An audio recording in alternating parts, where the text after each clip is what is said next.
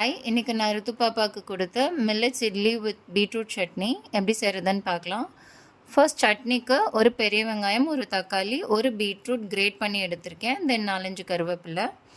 பேனில் 1 டீஸ்பூன் கடலெண்ணெய், 1 table spoon கடலைப்பருப்பு, 1 டேபிள் ஸ்பூன் உளுத்தம் பருப்பு போட்டு கலர் மாறுற வரைக்கும் வறுத்துக்கலாம்.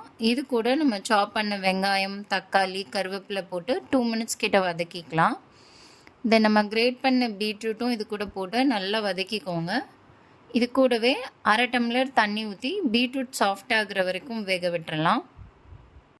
தென் இதெல்லாம் ஆறுனதுக்கப்புறம் ஒரு பிளெண்டரில் போட்டு ஃபைன் பேஸ்ட்டாக அரைச்சிக்கோங்க. நீங்கள் தாளிக்கணுன்னாலும் தாளிச்சிக்கலாம். ஆனால் நான் இன்றைக்கி பாப்பாவுக்கு ப்ளெயினாக தான் கொடுத்தேன். தென் மில்லட்ஸ் இட்லிக்கு நான் இன்றைக்கி திணை, வரகு, குதிரவாளி, சாமை இது 4ம் போட்டு தான் அரைச்சிருந்தேன். இட்லி ரொம்ப சாஃப்டாக வந்துருந்துச்சு.